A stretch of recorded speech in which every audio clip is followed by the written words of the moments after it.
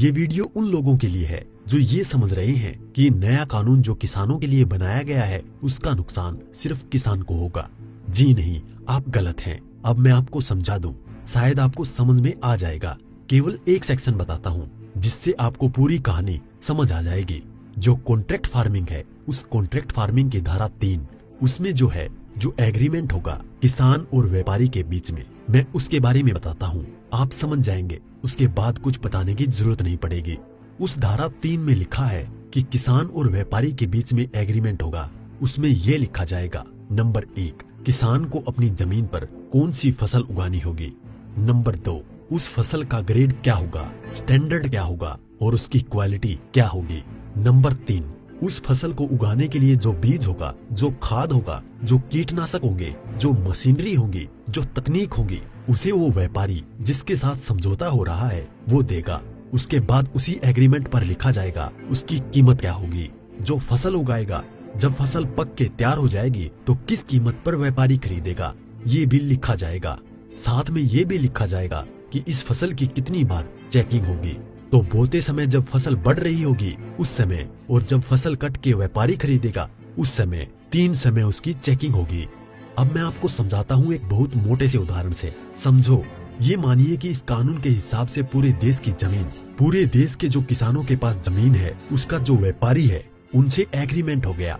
व्यापारियों से एग्रीमेंट होने के बाद सारी जो फसल है वो कहाँ जाएगी, व्यापारी के घर में। इसका मतलब ये हुआ कि सरकार के पास खरीदने के लिए एक दाना नहीं बचेगा। सारी की सारी फसल व्यापारी खरीद के ले जाएगा। और व्यापारी कितनी फसल खरीद सकता है, पहले उस पर प्रतिबंधता थी। अब आवश्यक पशु अधिनियम से वो बैरिकेड हटा दिए गए हैं। यानी कि जो एक लगा रखा था बैरियर कि इससे ज्यादा नहीं खरीद सकते, लिमिट लगा रखी थी, लिमिट को खत्म कर दी। इसका मतलब व्यापारी जितनी चाहे फसल खरीद के अपने गोदाम में रख सकता है। अब मानिए कि पूरी फसल किसान से व्यापारी के घर चली गई, तो आप थोड़ा सा पीछे आइए। 2013 में इस सरकार ने संसद में कानून बनाया था इस देश के गरीब लोगों के लिए, 82 करोड़ गरीब लोगों के लिए। नेशनल फूड सिक्योरिटी एक्ट यानी राष्ट्रीय खाद्य सुरक्षा कानून के तहत 82 करोड़ लोगों को 3 रुपए किलो चावल, 2 रुपए किलो गेहूं और 1 रुपए किलो मोटा अनाज देना था। अब मैं आपसे सवाल पूछता हूँ, अब समझिए, आप सब कुछ जब सारा अनाज व्यापारियों के पास चला गया, सरकार के पास कुछ नहीं है, तो सरकार इन 82 करोड़ लोगों को कहां से अनाज दिलाएगी, पहले तो ये बताएं।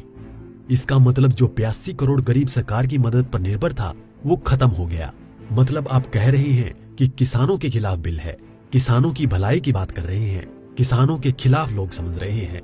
नहीं, ये पूरे देश के खिलाफ है। इससे 82 करोड़ गरीब खत्म। देश में 5 लाख जो राशन की दुकानें हैं वो भी खत्म। 5 लाख राशन की दुकानों में कुछ रोजगार भी मिलता होगा, वो भी खत्म। अब इसके बाद आप आ जाइए कि जब किसान को सारी चीजें, जो खाद भी है, बीज भी है, कीटनाशक भी है, मशीनें भी हैं, तकनीक भी है, वो व्यापारी जिससे समझौता हुआ है वो ही देगा। तो जो व्यापारी ये काम करते हैं, कोई खाद बेचता है, कोई बीज बेचता है, कोई मशीन बेचता है, तो कोई कीटनाशक बेचता है, वो व्यापारी भी खत्म। तो आपने व्यापारी खत्म कर दिए, गरीब मजदूर खत्म कर दिए, और किसानों को आपने बंधक बना दिया, मजदूर बना दिया, गुलाम बना दिया। कैसे? अब मैं बताता हूँ। जब किसान की जमीन पर एग्रीमेंट हो गया तो किसान चाहकर भी अपनी जमीन में मानो मक्का बोए हुए है, मक्के से एक बूटा तोड़ के नहीं खा सकता। आज की तारीख में तो खेत में जाओ और एक नहीं 10, 20, 50 जितने बूटे तोड़ के खाने हैं खाओ, खूब सेक के रिश्तेदारों को भी ले जाओ। साथ में गन्ना अगर बो रखा है, एक गन्ना नहीं खा सकता। क्यों? क्योंकि व्यापारी से समझौता है। अगर एक गन्ना टूट लिया तो फिर उसके बाद व्यापारी से लड़ते रहो, आप एसडीएम के यहाँ, एडीएम के यहाँ। मतलब ये है कि अपनी ही जमीन पर किसान अपने लिए, अपने बच्चों के लिए अगर मन करता है, जो फसल किसानों ने उगाई है, किसानों की मेहनत है, उसमें से एक दाना नहीं ले सकता। ऐसे कानून का क्या करेगा किसान? और इस कानून ने व्यापारी खत्म कर दिया, इस कानून ने मजदूर खत्म कर दिया, और साथ में जो किसान है, किसान को इतनी भी मोहलत नहीं दी गई। आज की तारीख में तो किसान किसी भी जगह से दूर जाकर, यहाँ से ठीक नहीं मिला तो वहां से ले, वहां नहीं मिला तो वहां से ले, यहाँ से कम नहीं मिला तो यहाँ से ले। खाद और बीज अपनी मर्जी से ले सकता है, इसके बाद नहीं, इसके बाद तो व्यापारी ही देगा। इसका मतलब ये हुआ कि चंद व्यापारियों के हाथ में पूरा देश जाने वाला है। और जब व्यापारी के साथ में समझौता हो गया तो कोई भी बैंक किसान को लोन नहीं देगा। इसका मतलब ये हुआ कि अगर उसे पैसे चाहिए किससे लेगा? एक ही रास्ता बचा है, उस व्यापारी से। तो सरकार कहती है कि जमीन नहीं जाएगी, तो ऐसे जाएगी जमीन। और उसी व्यापारी से जब वो कर्जा लेगा, धीरे धीरे कर्जा बढ़ता चला जाएगा और कर्जा बढ़ता चला जाएगा, व्यापारी का ब्याज बढ़ता चला जाएगा। लिहाजा जो किसान है अपनी ही जमीन उस व्यापारी को बेचने पर मजबूर हो जाएगा। अब थोड़ा सा पीछे जाओ, आपको ले जाता हूँ 1947 से पहले। उस समय क्या था? इस देश में जो साहूकार होते थे वो ऐसे ही करते थे। किसान को पैसा दिया, वो पैसे पे इतना ब्याज पर ब्याज पर ब्याज पर ब्याज किसान की पीढ़ियां गुजर जाती थी, कर्ज नहीं उतरता था और सारी जमीन जो है वो साहूकार के यहाँ पे चली जाती थी। मदर इंडिया और धर्मेंद्र जी की गुलामी जैसी फिल्में देखें आप। और अगर पढ़ना हो तो गोदान पढ़ो मुंशी प्रेमचंद जी की। पहले वो अपनी ही जमीन पर बंधुआ मजदूर बनेगा, उसके बाद में अपनी ही जमीन बेच जाएगा। ये है इस कानून का परिणाम जो आगे तक नजर आता है। इसलिए ये कानून पूरे देश को तबाह करने वाला है। अब एक चीज और रह गई, उसे भी बता दूं।